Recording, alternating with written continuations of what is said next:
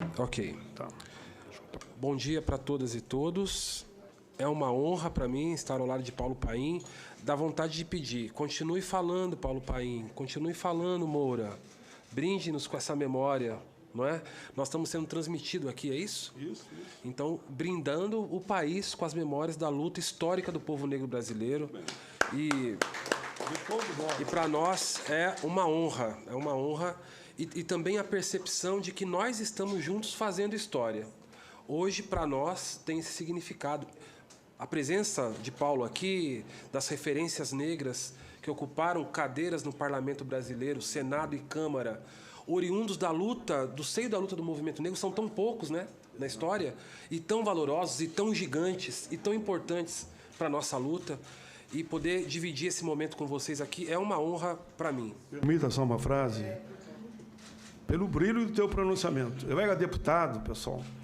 Eu saía da Câmara e bem quietinho sentava aqui no Senado para ouvir a coragem do Abdias. Na história do parlamento brasileiro não teve nenhum mais corajoso que ele. Ele ia a fundo mesmo nas questões. Eu via que criava um clima, eu era deputado, ficava sentado, não podia falar nada, era quietinho. Um clima, todo mundo se mexendo nas cadeiras, uma insegurança, uma intranquilidade. E o Abdias, mas ia assim na ferida, como a gente fala, né? Eu queria, na tua fala, dar uma salva para ti e para o Abdias. Axé. Eu vinha mais brilhante. Eu acompanho o movimento negro desde a adolescência. Tem aqui a Bel, que é minha querida colega de movimento de cursinho popular, há mais de 15 anos. Educafro, nossa escola, né? E a gente continua nessa luta hoje na Uneafro. A Educafro está aqui representada como movimento também. O Gabriel, que é um grande companheiro também de quase 20 anos. Como a gente foi começar tão jovem? Porque a gente continua jovem. E a parceria e o acompanhamento com quem eu aprendo o tempo todo, aqui a gente reuniu nesses 2 dias, senador, as grandes lideranças do movimento negro brasileiro, do Rio Grande do Sul ao Pará, passando pelo Sudeste, pelo centro do país. Num esforço hercúleo, num esforço gigante de exigir que a voz da representação do povo negro brasileiro seja ator no processo político que a gente está vivendo. Não é possível que depois de tanta luta de quem veio antes de nós, e vocês estão aqui representando esse povo, e vários de nós aqui das nossas mais velhas e mais velhos, não é possível que a gente não seja ator no processo político brasileiro num momento de desgraça tão avassaladora como o que a gente está vivendo. Nós não vamos permitir mais isso. Nós não vamos aceitar mais intermediários na luta política brasileira. Nós vamos falar em nosso próprio nome. E esse exercício hoje aqui é a prova concreta disso.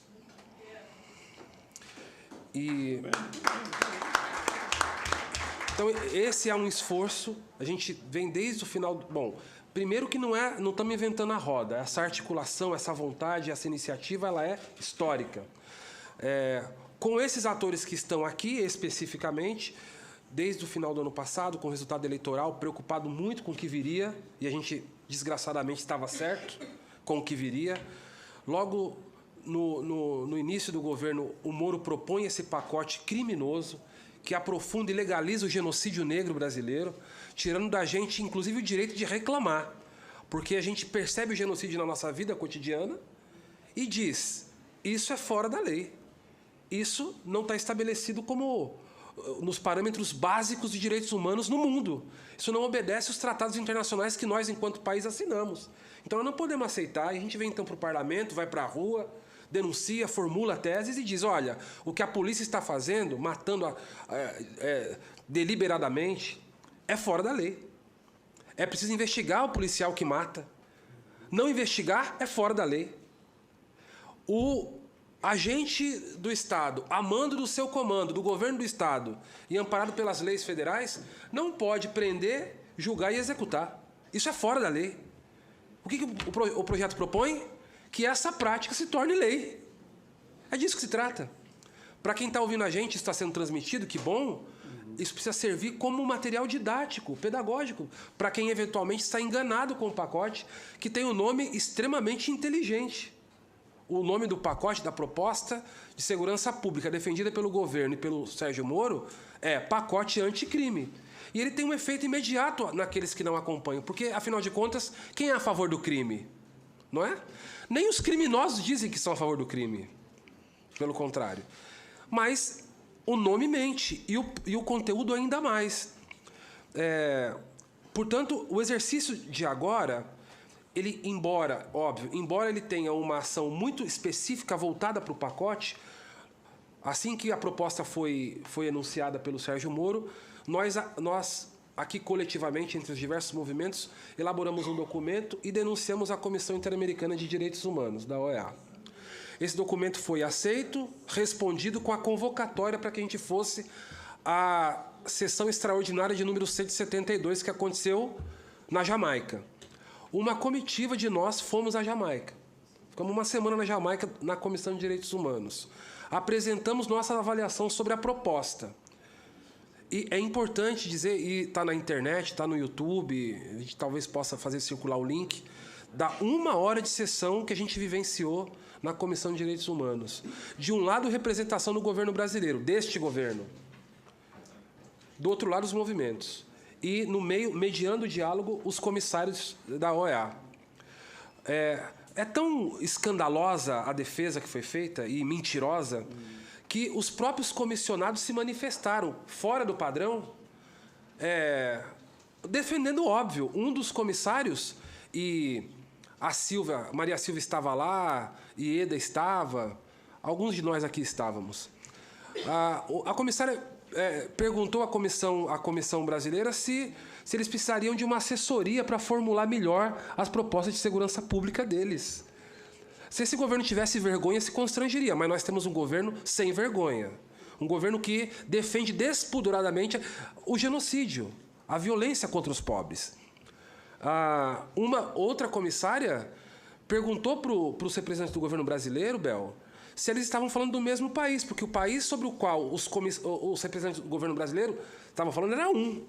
E o que a gente denunciava e o que os comissários conheciam era outro.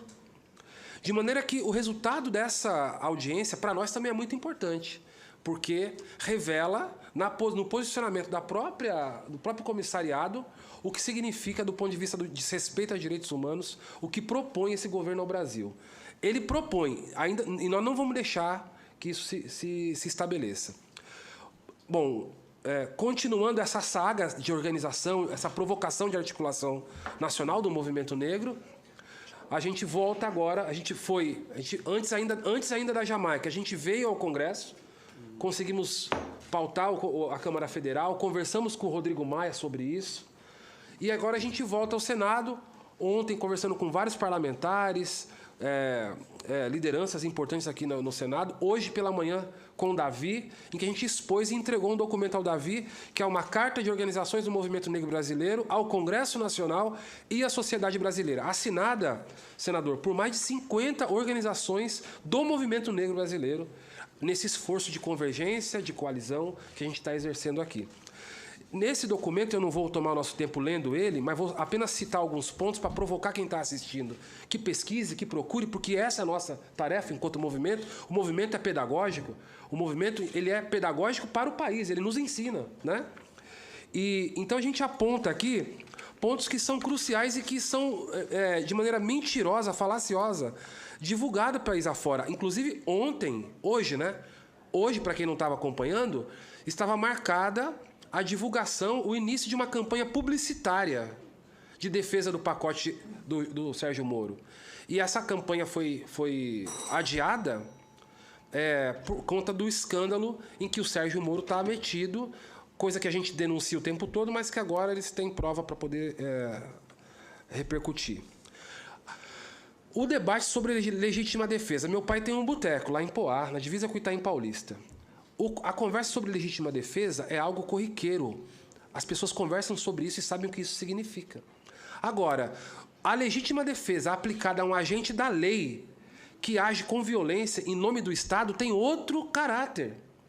É óbvio que todo mundo sabe aqui, e a gente defende isso, né? Que numa situação drástica em que a legítima defesa possa ser promovida, ela pode ser justificada. Não é o caso habitual de como age a polícia militar, porque essa lei ela não se trata ela não é dirigida todo mundo que está ouvindo aqui, pelo amor de Deus, para o cidadão comum. Ela está sendo dirigida como uma norma da atuação do agente do Estado, cujo trabalho é andar com uma metralhadora na cinta e usar na medida em que ele percebe que é necessário.